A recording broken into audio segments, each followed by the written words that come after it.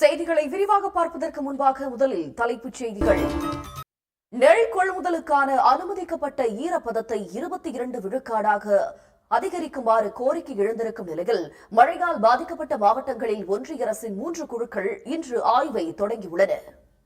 கடந்த செப்டம்பர் 1ஆம் தேதி முதல் இதுவரை 1825 நெல் கொள்முதல் நிலையங்கள் திறக்கப்பட்டு அவற்றின் மூலமாக சுமார் 10 லட்சம் டன் நெல் கொள்முதல் செய்யப்பட்டுள்ளது. வங்கக்கடலில் உருவாக உள்ள மோன்தா புயல் காரணமாக சென்னைக்கு நாளை மஞ்சள் எச்சரிக்கையும் நாளை மறுநாள் ஆரஞ்சு எச்சரிக்கை விடுக்கப்பட்டுள்ளது. எடப்பாடி பழனிசாமி தலைமையை தாவேக தலைவர் விஜய் ஏற்றுக்கொண்டால் அது தற்கொலைக்கு சமமாகும் என்று டிடிவி தினகரன் கடுமையாக விமர்சித்துள்ளார். சிவகங்கையில் செய்தியாளர்கள் மத்தியில் பேசிய அவர் இவ்வாறு தெரிவித்தார். சென்னை உயர்நீதிமன்ற வளாகத்தில் உள்ள பழைய அம்பேத்கர் சட்டக் கல்லூரியை புதுப்பித்து கூடுதல் குற்றவியல் நீதிமன்றங்களாக திறப்பதற்கு எதிர்ப்பு தெரிவித்திருக்கும் வழக்கறிஞர்கள் சங்கங்கள் இதனால் பல்வேறு நடைமுறை சிக்கல்கள் ஏற்படும் என்று தெரிவித்துள்ளனர். வீட்டில் யானை தந்தம் வைத்திருப்பதற்காக வனத்துறையினர் நடிகர் மோகன்லாலுக்கு வழங்கிய உரிமை சான்றிதழை கேரள உயர்நீதிமன்றம் ரத்து செய்துள்ளது.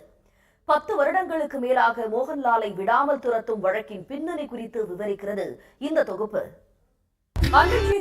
அண்மை செய்திகளுக்கு தொடர்ந்து இணைந்திருங்கள் சன்னியூஸ் தொலைக்காட்சியுடன். செய்திகளை விரிவாக பார்ப்பதற்கு முன்பாக முதலில் இந்த நேரத்திற்கான தலைப்புச் செய்திகள்.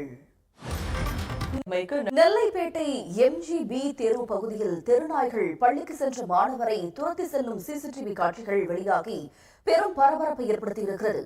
இது பற்றி விவரங்களை தருவதற்காக செய்தியாளர் திரவிய சம்பத் இணைகிறார். திரவிய சம்பத், விவரங்கள்.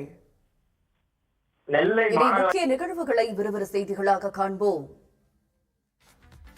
உலகம் முழுவதும் நடைபெற்ற முக்கிய நிகழ்வுகள் சிலவற்றை முதன்மை செய்திகளாக இப்போது பார்க்கலாம்.